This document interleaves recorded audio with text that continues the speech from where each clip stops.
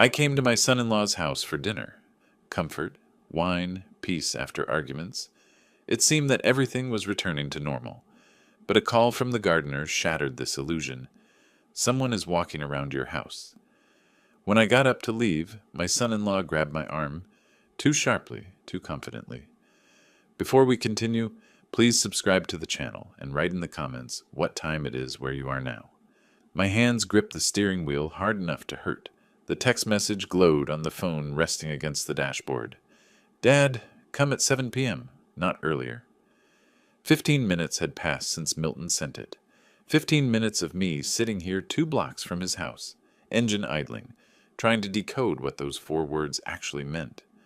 The last time I'd seen my son was 2 weeks ago.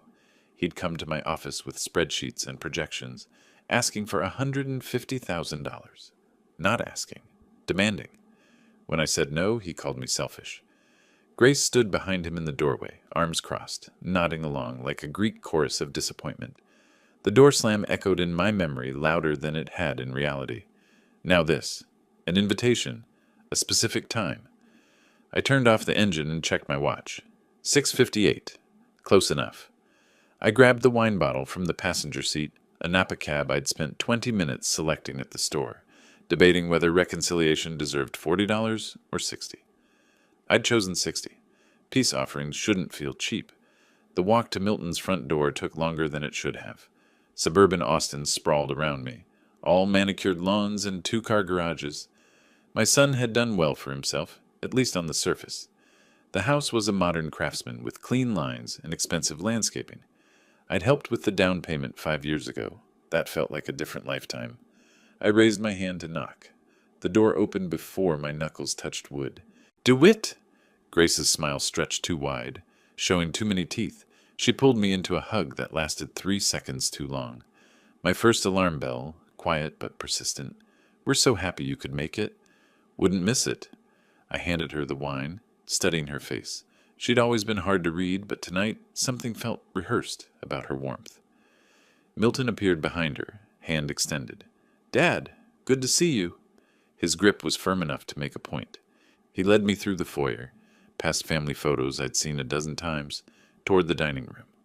Hope you're hungry. Grace has been cooking all day. The dining room stopped me mid-step. Candles flickered on a table set with cloth napkins folded into triangles. My favorite dishes, pot roast, roasted vegetables, fresh rolls, covered every available surface. The whole scene screamed professional staging, like an open house designed to sell a lifestyle rather than a home. This is quite a spread. I pulled out a chair, the wood scraping against hardwood floor. Special occasion? Grace moved to the wine bottle, already uncorking it with practiced efficiency. Family doesn't need an occasion. We just wanted to see you. It's been too long. 2 weeks. It had been exactly 2 weeks. But I nodded and accepted the glass she poured, watching her hands move with choreographed precision. Milton sat across from me, his energy too bright, too eager. They were performing something, and I was the only one without a script. So, Dad. Milton passed me the rolls, his casualness feeling anything but. How's the real estate market treating you? Still holding on to that hill country property? That hill country property. The 40 acres I'd bought 3 years ago as a retirement investment. Why would he mention that specifically? Business is steady. I broke a roll in half, steam rising from the soft interior. Why do you ask? Just curious. Making conversation. The response came too quickly, like he'd practiced it. I looked at Grace, who was adjusting a candle that didn't need adjusting. She met my eyes and smiled that stretched smile again. We're so glad you came tonight. She refilled my wine glass without asking if I wanted more. Family shouldn't fight over money, right? The word hung between us like smoke. Money. The thing that had broken us 2 weeks ago now being dismissed as trivial. I set down my fork, measuring my next words carefully. I've always believed family comes first. But that doesn't mean abandoning principles. Milton's jaw tightened, just a fraction, just for a second. But I'd spent 30 years reading faces across negotiation tables. I knew the look of someone holding cards they didn't want to show. Silence settled over the table, broken only by the scrape of silverware and the distant hum of the air conditioning. Grace cleared her throat. More wine, DeWitt? She was already pouring before I could answer. Her hands trembled slightly, sending tiny ripples across the dark liquid. Another false note in this carefully composed symphony. I ate because refusing would have been more suspicious than playing along. The pot roast was excellent. Grace had always been a skilled cook, but I tasted nothing. My mind was cataloging every glance they exchanged when they thought I wasn't watching, every question that felt like an interrogation dressed as small talk, every second that Milton checked his watch with increasing frequency.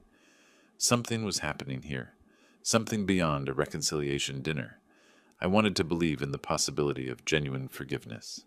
I wanted to think my son had invited me here to rebuild what we'd broken, but I'd spent too many years reading people, understanding motivations, recognizing deception in the smallest gestures.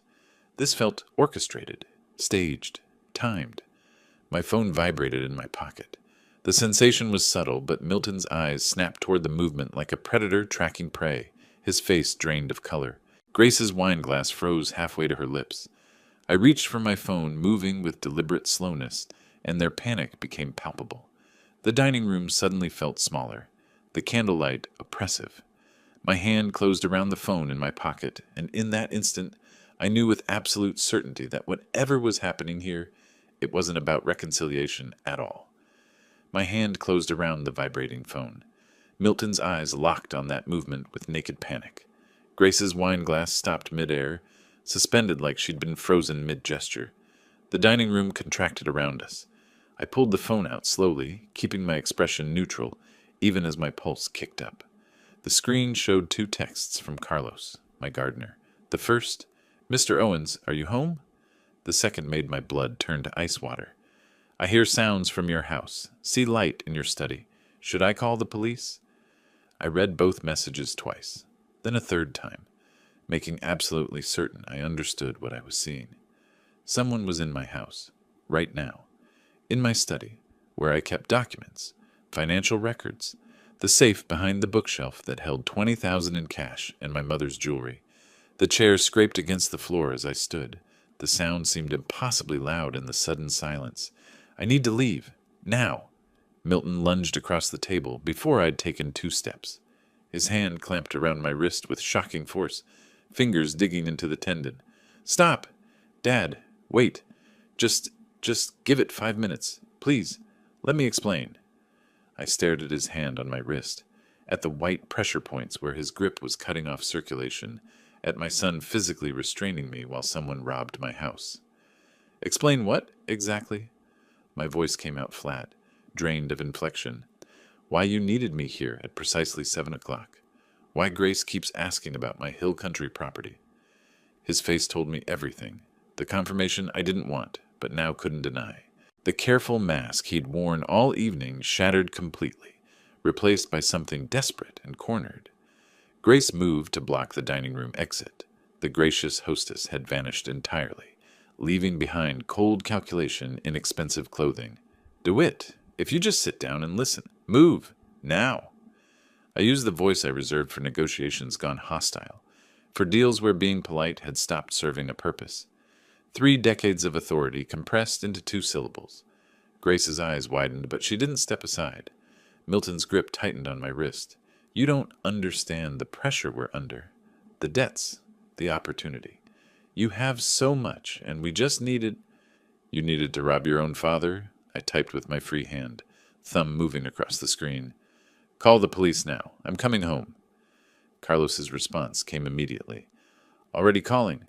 Dad, please." Milton's voice cracked into something close to begging. "If you'd just given us the money when we asked, none of this would be necessary. You're sitting on hundreds of thousands in property and investments while we're drowning. What kind of father—" I wrenched my arm free with more force than necessary. His fingers left red marks on my wrist that would bruise by morning. The physical act of breaking his grip felt symbolic of something larger rupturing between us. What kind of son conspires to rob his father while pretending to make peace? I pushed past Grace, not roughly, but with enough determination that she had to choose between moving or being moved. She chose to step aside. Milton followed me into the hallway, still talking, still justifying. "The contractor we hired is a professional. He knows what he's doing. Nothing would be damaged. We'd pay you back with the business profits. You'd never even know if your gardener hadn't. I stopped at the front door, hand on the knob, and turned back one final time. I know exactly what's happening, and I know you did this. The silence that followed wasn't empty. It was filled with admission, with the weight of betrayal, fully acknowledged. No denials, just Milton's pale face and Grace's calculated stare, both of them understanding that the plan had collapsed completely. "If you report this," Grace started, her voice hard-edged now, all pretense abandoned. "I already have." I walked out, leaving the door open behind me. The cool night air hit my face like a slap, clearing away the artificial warmth of their staged dinner. My car waited at the curb where I'd parked it an hour ago. A different man had locked that door. A different man had walked up that sidewalk, carrying wine and hope. 23 minutes to my house if I broke speed limits. I calculated it automatically as I started the engine, muscle memory from 30 years of driving these roads. The phone sat on the passenger seat, Carlos's messages still glowing on the screen. I pulled away from the curb, watching Milton's house shrink in the rearview mirror. The porch light illuminated two figures standing in the doorway. Neither waved. My hands gripped the steering wheel hard enough to hurt. Again. But this time the pain felt clarifying rather than anxious. The pieces had fallen into place with terrible precision. The specific timing. The probing questions. The performance of reconciliation masking something darker. They'd made their choice. Orchestrated this entire evening. Used family as camouflage for theft. Believed I'd be stupid enough, or trusting enough, or desperate enough for reconciliation that I wouldn't see through their theater. They'd been wrong. The drive stretched ahead of me. 23 minutes of dark highway and suburban sprawl. But my mind was already at the house, already cataloging what would need to happen next. Police reports, insurance claims, evidence documentation, legal proceedings. This wasn't about anger anymore. Anger was hot and immediate and temporary. What crystallized in me during that drive was colder and more permanent. They'd crossed a line that couldn't be uncrossed, made a calculation that I'd be too soft to respond with appropriate force. They didn't know me as well as they thought. The phone buzzed again. "Carlos, police are here. Caught someone inside. Waiting for you." I read the message twice, then set the phone back down on the passenger seat. Taillights from other cars blurred past. The speedometer crept upward. My wrist throbbed where Milton had grabbed it. 20 minutes to go. 19. 18. They'd made their choice. Now I'd make mine. Red and blue lights painted my house in accusatory colors. 2 police cruisers sat in the driveway, their strobes turning everything stark and surreal. I pulled in behind them, killing the engine but staying seated for a moment, hands still locked on the wheel. Carlos stood on the front lawn, phone clutched in both hands like a talisman, his face flooded with relief when he saw me. The front door stood open, not kicked in, not forced, just open like someone had walked out casually after finishing a task. That casual violation cut deeper than any forced entry would have. "Mr. Owens," Carlos met me halfway across the lawn. "I'm so sorry I didn't call sooner. I thought maybe you came home early, that the lights were you." "You did exactly right." I gripped his shoulder briefly. "Thank you for calling when you did. What I didn't say, if you'd called 30 minutes earlier, I'd still have illusions about my son." An officer emerged from the house, notepad in hand. Mid-40s, Hispanic woman with sharp eyes and an air of competent authority. "Mr. Owens, I'm Officer Linda Martinez. We've secured the premises and begun documenting the scene. I'll need you to walk through with me, identify what's missing." I followed her inside. Each room felt like visiting a familiar place, rendered foreign by violation. The living room looked untouched, kitchen undisturbed. But in the bedroom, my dresser drawers hung open at odd angles. The jewelry box my mother had given me sat empty on the nightstand, its velvet interior exposed like an open wound. Silver service set from the dining room cabinet. I kept my voice level, professional. $8,500 value. 3 watches from the bedroom safe, a Rolex Submariner, an Omega Seamaster, a vintage Patek Philippe. 23,000 combined. Officer Martinez wrote without looking up. "The bedroom safe. Was it forced?" "No. Combination lock. untouched. I moved to the study where Carlos had seen the light. My desk had been rifled through with systematic efficiency. Jewelry pieces, approximately 15,000. Various documents. What kind of documents? I opened the wall safe behind the bookshelf. The door swung freely. I'd never changed the combination in 12 years. Inside, gaps marked where items should have been. Property deed for my hill country land. 40 acres, purchased in 2022. Current value approximately $890,000. Backup keys to my safety deposit box. Various legal papers. Her pen stopped moving. Someone stole property documents? They did. Mr. Owens, the back door shows professional entry work. Lock-picked, not forced. You have enemies? Business competitors with grudges? I'm a real estate agent. I closed the safe door carefully. Everyone has competitors. But no enemies. Not until tonight, anyway. She showed me the back door. The lock cylinder bore fine scratches around the keyhole. Precise work, not the crude gouging of amateur attempts. Someone who knew what they were doing. Someone who'd hired someone who knew what they were doing. Any idea who might have access to your security system? Officer Martinez tapped her pen against her notepad. It was disabled, not cut, not bypassed, properly shut down from inside. I paused, considered. I'd need to check my visitor logs. I'll send you a list tomorrow. I already knew. I wouldn't share it. Not yet. The police stayed until nearly 2 a.m. Photographs, fingerprint powder, forms to sign. Carlos gave his statement and left around midnight, apologizing again, which I waved off. By the time the cruisers pulled away, the neighborhood was dark and silent. I sat alone in my study, laptop glowing in the darkness. The security system kept detailed logs. Every arm, every disarm, every entry and exit. I pulled up February 20th, 5 days ago. Milton's casual visit that I'd barely remembered. 2:47 p.m., system disabled. User, Milton Owens. He'd come over for coffee. We'd talked about nothing important. Weather, basketball, whether I'd tried that new barbecue place on South Congress. 45 minutes of pleasant conversation. He'd hugged me when he left. He'd smiled, hugged me, and disabled my security system. I watched that timestamp for a long time. Watched it blur slightly as my exhaustion caught up with involuntary reactions. My hand trembled when I reached for the cold coffee beside the keyboard. My phone buzzed. Again, I'd been ignoring it for hours. 17 missed calls from Milton. 12 text messages from Grace, each more desperate than the last. Dad, please call me. We need to talk. This is all a misunderstanding. You're not answering, and I'm worried. Dad, please. I scrolled through them with clinical detachment. Then I opened Milton's contact information, held my thumb over his name for 3 long seconds. 17 missed calls, 12 text messages. I pressed block contact. The screen asked me to confirm. My thumb hovered over block for perhaps a heartbeat. I pressed it. Then I found Rebecca Thornton's business card in my desk drawer. We'd worked together on a complex commercial closing 5 years ago, a contentious deal where having a sharp attorney had made the difference between profit and disaster. Her card read, Rebecca Thornton, Estate Planning and Asset Protection. I dialed her number. It went to voicemail. Professional recording, efficient and concise. Rebecca, this is DeWitt Owens. We worked the Riverside Plaza deal in 2020. I need to discuss estate protection urgently, not planning. Protection. Call me when you can.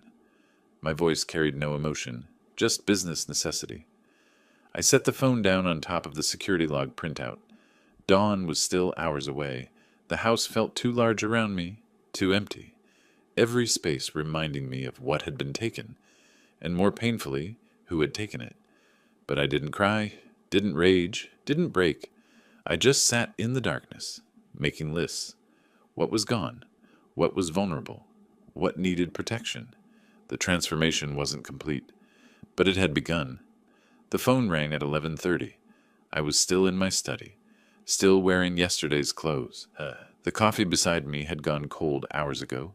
Financial documents covered every inch of desk space. Asset summaries, account statements, insurance policies. I'd been working since dawn, cataloging everything that could be touched, taken, or compromised. Rebecca Thornton's name lit up the screen. I answered on the first ring. Rebecca. DeWitt. Her voice carried the brisk warmth of a professional who recognized genuine urgency. I got your message. You said protection, not planning. What happened? Can you meet this afternoon? 2 o'clock, my office downtown. I'll be there. No pleasantries, no small talk. Just the efficiency of two people who understood that time mattered. The drive to downtown Austin took 20 minutes. I used them to rehearse how to present facts without emotion, details without drama. Rebecca's firm occupied the 14th floor of a glass tower near the Capitol. Premium office space for premium legal work. Her office was exactly as I remembered. Clean lines, professional neutrality, a wall of legal volumes behind her desk that probably hadn't been opened in years, but conveyed the right message. She stood when I entered, handshake firm, eyes already assessing. Tell me what happened. I spread documents across her conference table. Security logs, police report copy, list of stolen items, asset summary I'd prepared during the sleepless night. Everything organized, labeled, cross-referenced. 2 weeks ago, my son asked me for $150,000. I refused. Last night, he invited me to dinner with specific timing instructions. While I was there, someone entered my house and stole approximately $940,000 in property and assets, including the deed to my hill country land. Rebecca studied the security log. Your son disabled your alarm system 5 days before the theft. During a casual visit, coffee and conversation. And the dinner was deliberate timing to keep you away from the house. Not a question. Yes, she sat back, fingers steepled. You haven't filed charges against him? Not yet. Why not? I met her eyes. Because I want to understand the full scope first. Protect what's left, then decide how to proceed. Rebecca nodded slowly. Smart. Angry people make mistakes. You're not angry, are you? I'm past that. She pulled a legal pad toward her, began writing. 3 immediate concerns. First, your current will. Who's your primary beneficiary? Milton. That changes today. Second, your assets are exposed. Third, those property documents weren't stolen for souvenirs. With your deed and access to your personal information, signature samples, ID numbers, he could forge a property transfer or take out loans against that land before you realize what's happening. My stomach tightened. How would I know if he's already tried? County clerk records would show any filed documents. She was already typing on her laptop. What county is the property in? Blanco. Her fingers flew across keys. Silence stretched for 30 seconds. Then her expression hardened. Someone attempted to access your property records online yesterday. Failed authentication, but they tried. The cold in my chest crystallized into something sharper. Could you tell who? No, just that someone used your name and tried 3 different signature variations to access the account. She closed the laptop. We need to move fast. I'm recommending a 3-part strategy. 1. File a new will immediately, removing Milton entirely. Name a professional executor. My firm can handle that if you want neutral parties. 2. Create a revocable living trust to shield your assets from potential legal claims. 3. Document everything for potential criminal prosecution. How long? New will we can draft today and execute tomorrow with witnesses. Trust documents take longer. 48 hours minimum. Priority processing. I'll need complete asset valuations. I have preliminary numbers. Preliminary isn't good enough for this. You need professional appraisals establishing legal value for everything.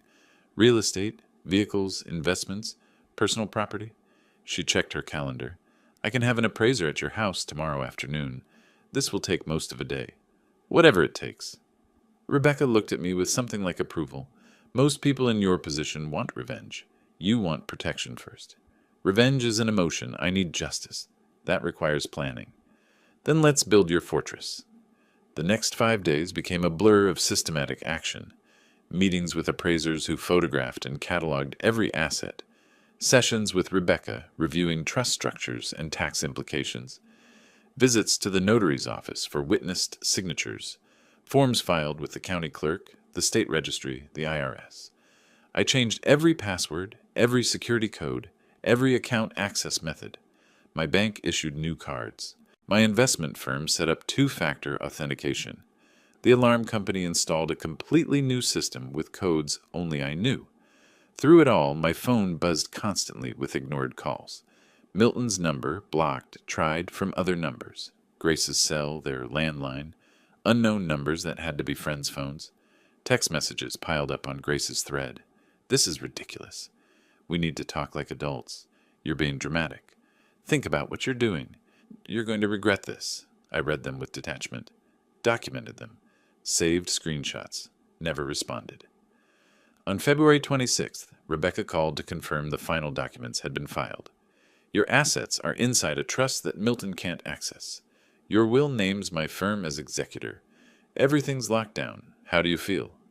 Defended. I sat in my study, newly signed documents in a folder before me. But that's not enough. What do you mean? I've built the walls. Now I need to understand what I'm defending against. I need to know the full scope of what Milton planned. That sounds like you want an investigation. Do you know anyone who does financial forensics? I do. She gave me a name, a number. But DeWitt, be careful. Once you start pulling threads, you might not like what unravels. I don't like any of this, but I need the truth. After we hung up, I looked at the business card Rebecca had given me for the forensic analyst, then at my phone where Grace's latest text glowed on the screen. You're going to regret this. I picked up a pen, pulled a legal pad toward me, wrote in careful block letters. What else did they plan? The question sat on the page like a challenge. I'd built my defenses, protected what remained. Now it was time to understand exactly what I was at war against. The coffee shop was deliberately neutral territory, not my home, not my office. The hideout, tucked into downtown Austin near the financial district, where nobody would recognize me or care about the conversation at the corner table. Jennifer Huang arrived exactly on time, laptop bag over her shoulder, business attire that said former federal investigator, more clearly than any introduction. Rebecca had vouched for her. Former IRS, now private sector, reputation for unraveling complex financial schemes with the same precision others might use to solve crossword puzzles. Mr. Owens? Her handshake was firm, professional, no sympathy in her eyes, which I appreciated, just assessment. I slid a folder across the table. Everything I know about my son's business plans. Bank information from when I was listed as emergency contact. That access lapsed months ago, but you'll have starting points. Employment history. The loan applications he wanted me to co-sign. She flipped through without speaking, absorbing information the way a scanner reads documents. Your son asked you to co-sign a business loan? 4 months ago, I declined. Smart. She looked up. Your son's in deep trouble financially. This loan structure screams desperation. How deep? $250,000 in total debt counting credit cards and the business loan. That's pressure. I kept my voice level. Enough pressure to rob your father? People do worse for less. She closed the folder. What exactly do you want me to find? Everything. The full scope of what he planned. Whether he's already committed to expenses. Who else knew? What he intended to do with my property. That'll take time. I have time. What I need is certainty. She nodded once. I'll send progress reports via encrypted email. Give me 2 weeks. The first report arrived 3 days later. Dense financial documentation. Bank statements obtained through legal channels I didn't ask about. Loan papers bearing Milton's signature. The loan amount, $180,000 at 18% interest. Predatory rates that legitimate lenders wouldn't touch. The second report came a week in. This one included lease agreements. Premium office space in Austin's tech corridor. $8,500 monthly rent for 3 years. Signed February 10th, 10 days before the theft. First month, last month, security deposit, $25,500. Due immediately. Can you trace whether he'd committed to expenses before the theft? I asked during our second meeting, back at the same coffee shop. Already done. Jennifer turned her laptop toward me. Office lease signed February 10th. First month's rent plus deposit, $25,000. He was pot committed before he stole from you. The words hung there. Pot committed. Betting everything on a plan that required my money to work. The third report was the most damning. Jennifer had traced Grace's activities through auction house databases. Your daughter-in-law contacted 3 high-end antique dealers over the past month, requested appraisals for recently inherited items. She showed me the list. Silver service set, Georgian style, 12 place settings, 3 collectible watches, specific makes and models, jewelry pieces described down to the setting styles, my stolen items, down to the smallest details. All inquiries made before the theft. One dealer was willing to talk. Jennifer slid a business card across the table. Morris Chen, 30 years in the business. He sensed something wrong when Grace asked about minimizing documentation. I called him that afternoon from my study. Phone set to record. Texas is a one-party consent state. I could use this. Mr. Chen, DeWitt Owens, I understand my daughter-in-law contacted you about some silver. His voice was careful, cautious. I'm not certain I should discuss client inquiries. She was asking about items stolen from my home. I have the police report if you'd like the case number. Silence. Then, stolen? 3 weeks ago. The young woman was very specific about the silver pattern. His tone shifted, helpful now, cooperative. Georgian style, 1820s, 12 place settings. Asked if we could liquidate quickly without auction publicity. Did she mention where she got it? Said it was from a deceased relative's estate. I asked for provenance documentation. She never followed up. I thanked him, ended the call, saved the recording. Another piece of documented evidence. By March 10th, I had Jennifer's final report. Comprehensive. Devastating. She'd outlined the complete plan. Milton takes out high-risk loan. Signs office lease requiring immediate capital. Realizes his father won't provide funding. Plans theft coordinated with distraction dinner. Steals property documents intending to forge signature on transfer forms. Sells land to predetermined buyer, probably someone who'd flip it immediately. Disappears $890,000 into business account. Repays loan. Funds operation. Father discovers theft too late to prevent property sale. Your son planned to forge your signature on property transfer documents, sell to a predetermined buyer, and disappear the money into his business account. Classic asset conversion. Jennifer's expression remained neutral, professional. You can prove this? I can show motive, opportunity, and preparation. That's prosecutor-level evidence. I spread everything across my desk that evening. Evidence folders organized by category. Financial desperation. Premeditation. Conspiracy. Intent to defraud. Each folder thick with documentation. Bank statements. Lease agreements. Recorded conversations. Auction house correspondence. He didn't just steal. He calculated, planned, prepared contingencies. Send everything to Rebecca Thornton, I told Jennifer during our final call. Keep your original files secure. We'll need this. I closed the last folder, stacked them neatly on my desk. The phone buzzed. Milton calling from yet another number. I watched it ring, the name unknown caller, glowing on the screen, knowing it was him, knowing he was desperate enough to keep trying. I didn't answer, but this time I didn't block it either. Instead, I set the phone down on top of the evidence folders, letting it vibrate against the documented proof of his betrayal. The folder beneath it read, Asset Conversion and Fraud. M. Owens. Call all you want, I said to the empty room. When we talk, it'll be on my terms. The phone went silent. Outside, dusk settled over Austin. The city lights came on one by one, methodical and inevitable. I'd built my defenses, gathered my evidence. Now I just needed to wait for Milton's next move. It wouldn't be long. 5 days of silence. No return calls. No acknowledged texts. No response to emails. Milton's desperation must have reached critical mass, because on Saturday afternoon, I heard his car pull into my driveway. I'd been expecting this. I met him at the door before he could knock. He stood on the porch, Grace behind him, both of them looking like they'd rehearsed their approach. Grace wore a concerned expression that would have been convincing if I hadn't heard her recorded voice asking antique dealers about discreet sales. Dad, Milton's voice carried false patience, like he was dealing with a difficult child. We need to talk. You can't just ignore us forever. I'm not ignoring you. I'm choosing not to engage. That's the same thing. No. I kept my hand on the doorframe, body blocking entry. Ignoring implies unconscious avoidance. This is deliberate choice. Grace stepped forward, touching Milton's arm in what she probably thought was a calming gesture. DeWitt, please. We're family.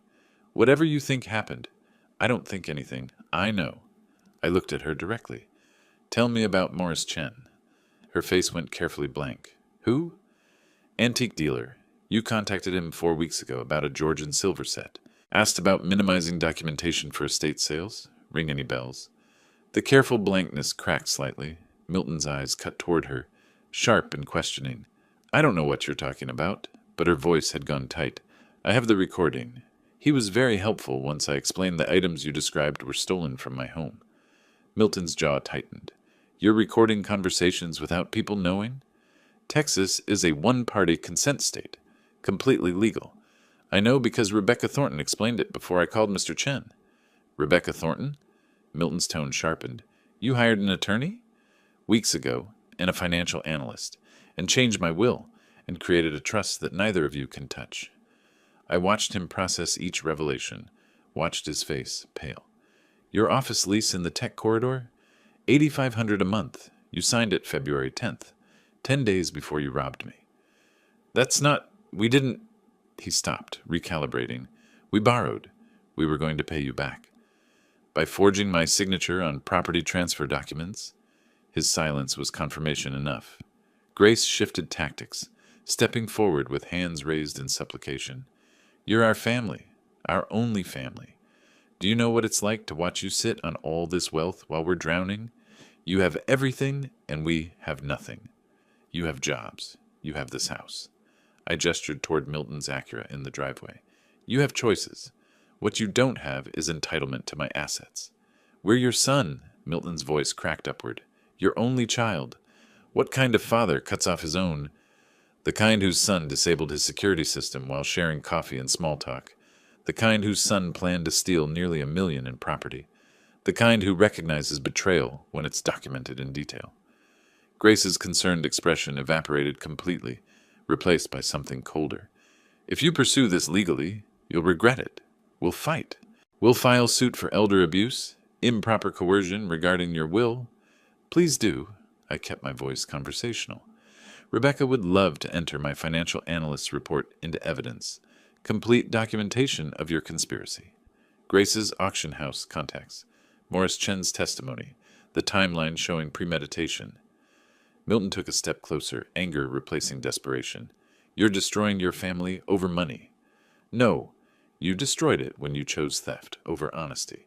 When you hugged me goodbye after disabling my alarm. When Grace smiled at me across the dinner table while someone was in my house stealing my mother's jewelry. We needed... I don't care what you needed. The words came out harder than I'd intended, but I didn't soften them. You made choices. Calculated choices. Now, live with the consequences. Fine. Grace's voice had gone flat, businesslike. We'll see what a judge thinks about an old man changing his will under suspicious circumstances. Mental competency evaluations can reveal a lot. Yes, they can. They'd reveal I'm a successful commercial real estate agent with no cognitive decline, perfect memory, and documentation explaining exactly why I disinherited my thieving son. Milton's hands clenched into fists at his sides, not threatening, just impotent rage seeking expression. You're going to die alone, you know that? Bitter and alone. And I hope you remember this moment. I hope you remember choosing your property over your family. I'll remember the moment you chose to rob me instead of accepting my decision. I stepped back, hand on the door. We're done here. Dad, please. Milton's voice cracked again, shifting back toward pleading. Don't. I held up one hand. Don't try that now. You showed me who you are. I believe you. I closed the door, locked it, stood there listening to muffled voices on the porch, Milton and Grace arguing in sharp whispers. Then footsteps, car doors, engine starting, the Acura pulling away. I walked to the living room window, watched them disappear around the corner. A neighbor walking their dog waved tentatively. They'd probably heard the shouting. I waved back. My phone was already in my hand. Rebecca answered on the second ring. DeWitt, how did it go? Exactly as predicted. He's threatening a competency lawsuit. Predictable. She didn't sound concerned. Let him try. It'll backfire spectacularly. That's what I'm counting on. I moved away from the window, back to my study where the evidence folders still sat on my desk. We need to discuss next steps. Milton just made this much easier. How so? I picked up the folder labeled Financial Desperation, flipped through Jennifer's documentation. He came here angry, desperate, threatening, showed exactly who he is when cornered. If he actually files suit, we'll have his baseless legal claims on record, alongside our documented evidence of his crimes. Building a pattern of behavior. Exactly. I'll draft our response strategy. Papers rustled on her end. And DeWitt, you did well. Maintaining boundaries while they try to manipulate takes discipline. They stopped being family when they started planning the theft. Still, not everyone could maintain that level of control. After we hung up, I sat at my desk in the quiet house. Outside, afternoon shifted toward evening. The evidence folders sat before me, organized and ready. Milton had made his move, shown his hand, escalated rather than retreated, which was exactly what I needed him to do. The summons arrived on a Monday morning. I sat at my kitchen table, reading it twice to make sure I understood what Milton had actually done. Petition for determination of mental competency and appointment of conservator. He'd filed it, actually filed a lawsuit claiming I was mentally incompetent to manage my own affairs. The allegations were predictable: irrational financial decisions, age-related cognitive decline, vulnerability to exploitation. I set the document down carefully and called Rebecca. She answered immediately. You got the summons. An hour ago. How do you feel? Amused. I picked up the petition again, scanning the legal language. He's claiming I'm incompetent because I changed my will and created a trust. That's not irrational. That's standard estate planning. The petition is frivolous. Papers rustled on her end. But we need to take it seriously. I'll start preparing our defense. Can you come in today? I'll be there in an hour. Good. DeWitt, this is going to backfire on him spectacularly. I drove to her office with a folder I'd prepared weeks ago. Recent real estate transactions, client testimonials, financial statements. I'd anticipated this move. Milton was predictable when cornered. Rebecca spread my documents across her conference table alongside the petition. Here's our strategy. First, we arrange for you to undergo independent psychiatric evaluation. Dr. Patricia Westmore, forensic psychiatrist, respected expert, unimpeachable credentials. Second, we compile documentation of your active career and recent successful deals. Third, we prepare for the hearing. And fourth, she looked up, expression sharp. We use the hearing to formally file theft allegations against Milton, turning his attack into our platform. Exactly. Can we use it against him? I'd asked that question days ago. Now I had the answer. The psychiatric evaluation took place over 2 sessions in early April. Dr. Westmore's office was clinical and neutral. Leather chairs, certificates on the wall, assessment materials organized on her desk.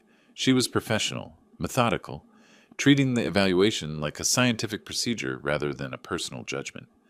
Mr. Owens, why do you think your son filed this petition? I kept my voice measured. Because I removed him from my will after he coordinated the theft of my property. He's trying to regain control through the courts. She made notes without looking up. That's a coherent, logical assessment. The tests covered memory, reasoning, judgment, financial understanding. I answered each question with the same professional focus I'd use for a complex real estate negotiation. This wasn't personal. It was documentation. Her report arrived a week later. Rebecca read the relevant section over the phone. Mr. Owens demonstrates no cognitive impairment. Scores above average for his age group on all assessments. Exhibits excellent judgment and reasoning capabilities. The competency challenge has no medical basis. That should be sufficient. More than sufficient. The hearing is scheduled for April 18th. Be there at 9. The courthouse on that Tuesday morning was exactly as I remembered from decades of real estate closings. Institutional beige, fluorescent lighting, the quiet efficiency of legal machinery. I arrived 30 minutes early in my professional attire. Suit, tie, polished shoes. The same clothes I'd wear to close a $1 million deal. Milton sat across the aisle with his attorney, a younger man I didn't recognize, probably charging significant fees for a weak case. Grace wasn't there. Smart. Her presence would have been a liability. Milton wouldn't meet my eyes. Judge Margaret Harrison called the hearing to order. Mid-50s, efficient demeanor, the look of someone who'd seen every variation of family drama. Milton's attorney presented first, arguing that my drastic estate changes indicated impaired judgment. Rebecca responded crisply. Or it suggests appropriate response to criminal behavior. Mr. Owens, please tell the court about February 15th. I stood, took the witness stand, and spoke clearly. Factually, no emotion, just chronology. My son disabled my home security system during a visit, then kept me at dinner while someone stole property documents, family heirlooms, and financial records. The timing was coordinated. The police have evidence. Judge Harrison looked at Milton. Is there a criminal investigation active? Yes, Your Honor. Milton's attorney tried to redirect. These are unproven allegations, documented with security footage, financial analysis, and witness statements. Rebecca placed Dr. Westmore's report before the judge. Mr. Owens has been independently evaluated. No cognitive impairment. No judgment deficits. This petition is baseless. The judge reviewed the psychiatric report in silence. When she looked up, her expression had hardened. Petition dismissed. Mr. Owens demonstrates clear competence. This hearing is concluded. 15 minutes. The entire proceeding took 15 minutes. I stood, straightened my jacket, and followed Rebecca into the hallway. Milton and his attorney remained seated, the younger man probably calculating how to explain this failure. That went well. Rebecca kept her voice neutral. As expected. I checked my watch. I have another meeting. The detective. Yes? Detective Carlos Rodriguez waited in the courthouse parking garage, leaning against an unmarked sedan. Early 40s, sharp-eyed, the bearing of someone who'd worked enough cases to recognize when something was more than it appeared. Mr. Owens, you said you had additional information? I handed him 3 folders. Financial investigation. Security footage showing my son's access. Witness statement from an antique dealer my daughter-in-law contacted about selling stolen items before the theft occurred. He opened the first folder, scanning Jennifer Huang's report. You hired a private investigator? Financial analyst. Everything was obtained legally. Rodriguez flipped pages, his expression shifting from interested to focused. You're saying your son orchestrated this? I'm saying the evidence shows coordination, premeditation, and intent to defraud. The documentation is comprehensive. This changes everything. He closed the folder. We're opening a felony case. Theft over $30,000. That's second degree in Texas. We'll need you to come in for a formal statement. I'm available whenever you need me. He looked at me with something approaching respect. Most victims aren't this prepared. Most victims don't have time to prepare properly. I turned toward my car. I did. The criminal investigation became public record within 3 days. Court filings are public in Texas. Anyone searching Milton's name would find it. Theft allegations, coordinated robbery, felony investigation pending. By the end of that week, I'd made 3 phone calls. Not to Milton, to people who could make his already desperate situation impossible. I started with the office lease. Thomas Brennan owned the building where Milton had signed his 3-year commitment. We'd worked together on 2 commercial deals over the past decade, professional relationship built on mutual respect and successful closures. I called him from my study on a Friday afternoon. Thomas DeWitt Owens, how are things? Busy as always. What can I do for you? Nothing urgent, just wanted to mention something you should know. One of your tenants, Milton Owens, Suite 412, is currently under criminal investigation for felony theft.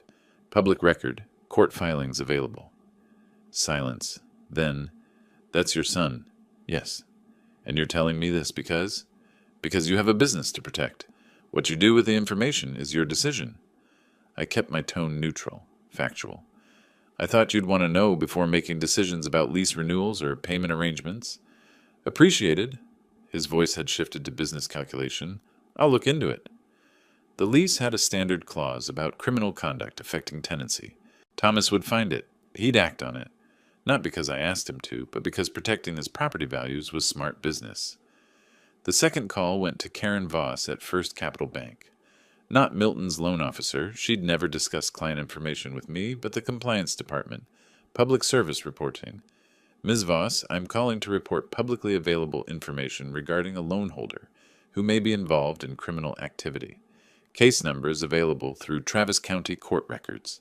Professional, factual, legal. Banks have automatic protocols for loan holders under felony investigation. Risk assessment triggers. Mandatory reviews. Milton's high-interest loan already flagged him as high risk. Add criminal investigation, and the algorithms would do the rest. The third call was more delicate.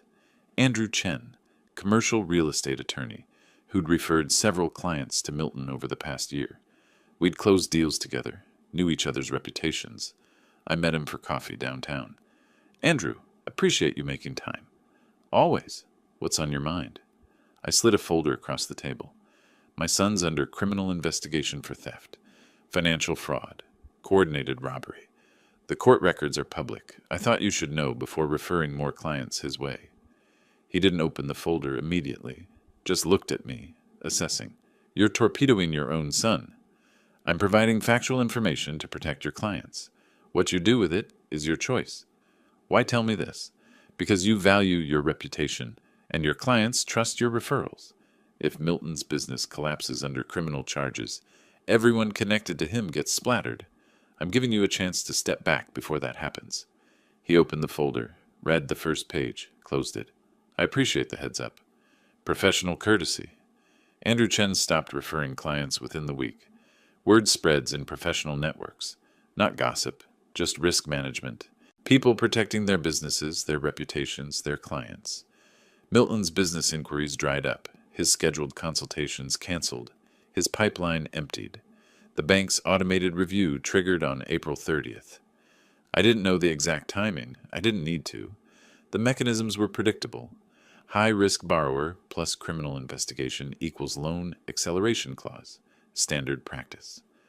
Milton received notice that his $180,000 loan was being called. Full repayment required within 30 days. Impossible for someone with no income stream, mounting debts, and a collapsing business. Thomas Brennan invoked the lease termination clause on May 5th. Criminal investigation affecting property reputation, tenant failure to maintain business operations, breach of lease terms. Milton had 30 days to vacate. I didn't contact Milton, didn't gloat, didn't explain. I just watched the dominoes fall with the same professional detachment I'd used to monitor a complex closing. Each piece moving exactly as predicted, each consequence flowing naturally from the one before. By mid-May, Milton had no office, no active loan, no client pipeline, no income source. Grace stopped posting on social media. Their house went up for sale, not by choice but necessity. Mortgage payments stopped being theoretical when there's no money coming in. I sat in my study one evening, late May, reviewing the timeline I'd kept. February, the theft. March, legal protections established. April, competency challenge dismissed, criminal investigation opened. May, business structure collapsed. Efficient, precise, complete. My phone rang. Unknown number. I answered. Dad! Milton's voice was rough, exhausted. Please, we need to talk. Just you and me. I said nothing. Let the silence stretch. I'll come to you. Tomorrow morning. I'm asking. Please. I considered. This was the moment I'd been engineering for months. Milton stripped of leverage, of options, of dignity, coming to beg because he had nowhere else to turn. 10 o'clock, front porch. Don't bring Grace.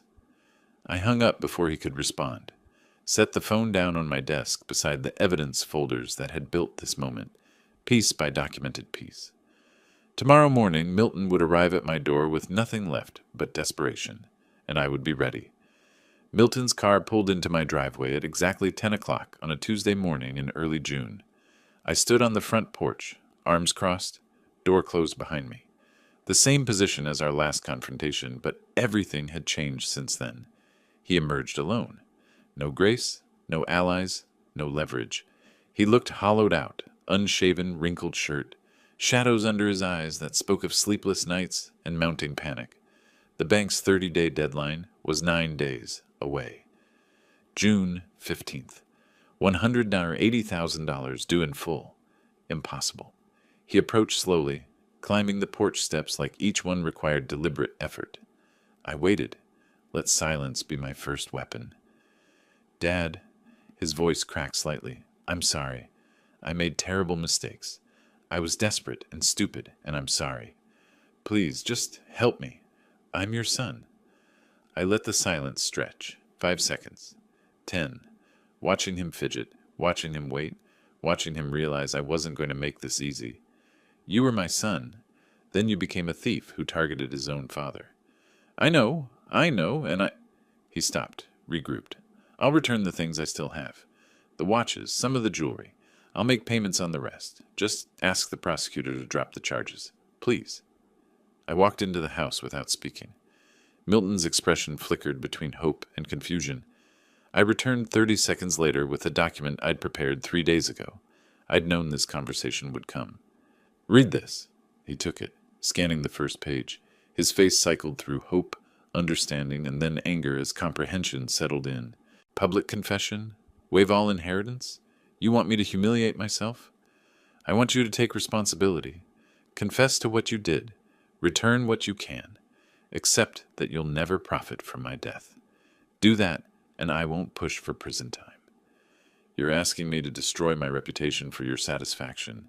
His voice rose. You're cruel, manipulative. You're the one tearing this family apart. I'm offering you a choice between consequences. Reduced consequences if you accept responsibility. Full consequences if you don't. You have 48 hours. He crumpled the document in his fist, threw it onto the porch floor. I won't do it. I won't let you make me the villain when you're destroying your own son over a mistake. Over money. That's what this comes down to. You value property more than family. No, you valued property over family. You planned it, executed it, and now you're facing the results. I'm just declining to save you from them. I hate you. The words came out flat, factual. I hope you know that. I hope you remember it. I'll remember that you chose pride over pragmatism. I picked up the crumpled document, smoothing it against my leg. 48 hours. After that, the offer expires. He walked away, didn't run, didn't storm off dramatically, just walked to his car with the defeated posture of someone who'd lost everything and still couldn't admit why. I watched him drive away, then went inside and filed the crumpled document in my study. Evidence that I'd offered mercy. Evidence that he'd rejected it. Then I called Rebecca. It's done, he refused. Scheduled a foundation meeting. You're certain about this? I've never been more certain about anything. Grace's rumor campaign started the same week. Mutual acquaintances called. Subtle questions about family troubles and whether I was being too harsh on Milton over minor disagreements. The social manipulation was transparent. Paint DeWitt as the cruel old man, Milton as the victim of paternal vindictiveness. It didn't work. The criminal investigation was public record. Anyone with internet access could find the court filings, the theft allegations, the evidence documentation. DeWitt Owens had 3 decades of reputation in Austin's business community. Grace had a month-old narrative that contradicted documented facts. Reality won. 3 weeks later, I sat in the foundation attorney's office. Rebecca was there, along with 2 accountants and a specialist in charitable trust structures. The conference table was covered with documents, property titles, investment account transfers, liquid asset assignments. This is permanent, Rebecca said, not for the first time. Once you sign, these assets belong to the foundation. You can't reclaim them. I understand. You're transferring everything. $2.1 million in total assets. You'll live on your current income and whatever you generate going forward. But the accumulated wealth, it's gone from your personal estate. I want everything transferred. Property, investments, accounts, everything. The foundation will provide scholarships for young entrepreneurs who demonstrate integrity. People who build businesses honestly. The attorney slid the final document across the table. Irrevocable transfer of assets. Owens Entrepreneurship Foundation. I signed. The notary stamped. It was done. Rebecca looked at me with something between respect and curiosity. You've just permanently disinherited your son. I've just ensured my assets will help people who deserve them. I stood, collecting my copies. How's the criminal case progressing? Trial's scheduled for August. The prosecutor's confident. I nodded once. Good. I left the office and drove home through Austin's afternoon heat, the signed documents on the passenger seat. The foundation was established.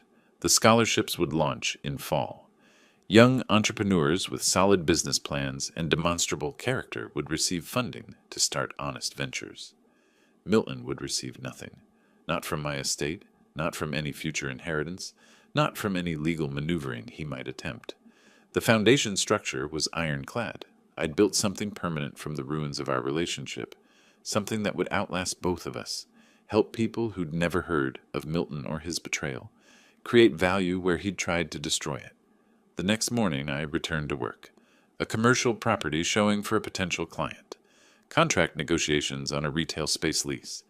Normal business activities that had nothing to do with revenge or justice or family drama. Life continuing, as it does, regardless of what burns down behind you. The trial concluded on a Thursday in mid-August. Milton pled to reduce charges.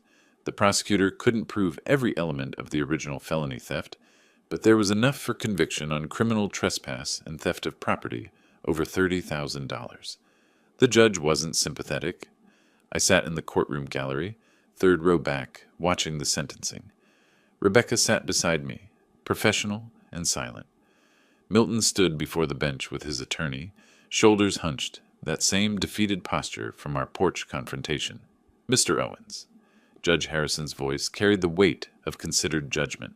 "You orchestrated a theft against your own father. You violated his home, his security, his trust. The court finds no mitigating factors that excuse such calculated betrayal." She sentenced him to 3 years supervised probation, 200 hours of community service, and $50,000 in restitution. No prison time. First offense, full guilty plea, agreement to pay restitution. But the conviction would stand, permanently. "Probation violation will result in incarceration," the judge added. "You'll report to your probation officer weekly. Any new offenses, any failure to meet conditions, and you'll serve the suspended sentence. Do you understand?" "Yes, Your Honor." Grace wasn't in the courtroom. She'd filed for divorce in July. The papers served while Milton was preparing for trial. Pragmatic move, protecting herself from his legal and financial liabilities, getting out before the collapse was complete.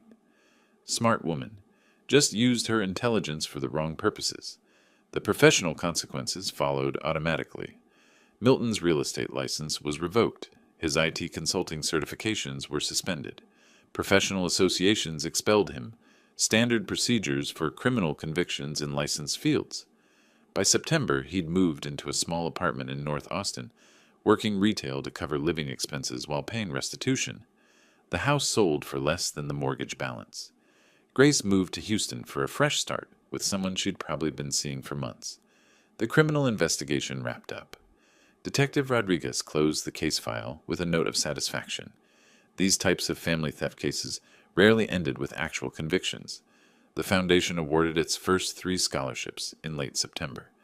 Young entrepreneurs with solid business plans, demonstrable character, and genuine need. 2 women, 1 man, ages 24 to 29, starting businesses in sustainable agriculture, educational technology, and healthcare consulting. They attended the award ceremony at Rebecca's office. I shook their hands, explained the foundation's purpose without mentioning Milton's name. They didn't need to know the origin story. They just needed the opportunity. One recipient, Maria Sandoval, asked what inspired the foundation. "I learned that integrity matters more than family ties," I said. "Business built on dishonesty collapses. Business built on character endures. I want to support the latter." She nodded, understanding without needing details. Life continued. Real estate transactions, client meetings, property showings. I closed a significant commercial deal in October. Office complex in the Domain. 7-figure commission. The work I'd always done, uninterrupted by the months of legal and personal turmoil. Milton tried to contact me twice. Once in November, a text message I deleted without reading. Once in early December, a letter forwarded from the probation office. I held the envelope, feeling its weight, considered reading it, decided against it. Instead, I tore it in half without opening it, then in half again, and again, until it was confetti-sized pieces that meant nothing. Whatever Milton wanted to say, apology, justification, plea for reconciliation, I didn't need to hear it. The time for communication had passed. He'd made his choices. I'd made mine. We were done. I dropped the torn pieces in the trash, turned back to my desk, where a commercial property proposal awaited my signature. Through the window, Austin's skyline gleamed in December sun. Cold front coming through, temperatures dropping into the 50s. Good day for business. My phone rang. Unknown number, but I answered. Client calls come from all sources. DeWitt Owens. Mr. Owens, this is Patricia Chen. I'm looking at purchasing commercial property in the warehouse district. Your name came highly recommended. Professional, steady, unchanged. I appreciate the referral. Tell me about your needs. We talked for 20 minutes. Office space for a growing tech company, specific square footage requirements, budget parameters, timeline considerations. I made notes, asked clarifying questions, scheduled a property showing for tomorrow morning. Normal. Routine. The work I'd been doing for 30 years and would continue doing until I chose to stop. When I hung up, I glanced at the trash bin where the torn letter pieces sat, then at the foundation folder on my credenza. 3 scholarship recipients, making progress. First quarterly reports showed solid business development, careful financial management, strategic growth planning. Young entrepreneurs getting their start honestly, building something real. I returned to the commercial property proposal, reading through lease terms and pricing structures. Life continuing forward, not dwelling on what had been burned away, not looking back at destruction that had been necessary and appropriate. Outside, Austin moved through its afternoon rhythms. Traffic on the streets, construction cranes dotting the skyline, the city growing and changing like it always did. I signed the proposal, filed it in the pending deals folder, and moved to the next item on my list. Work. Always work. The steady accumulation of transactions, relationships, reputation. The life I'd built over decades, protected when it was threatened, continued when the threat was neutralized. Justice served, boundaries maintained, life continuing, exactly as it should be. If you like this story, please like this video, subscribe to the channel, and share your impressions of this story in the comments. To listen to the next story, click on the box on the left. Thank you for watching.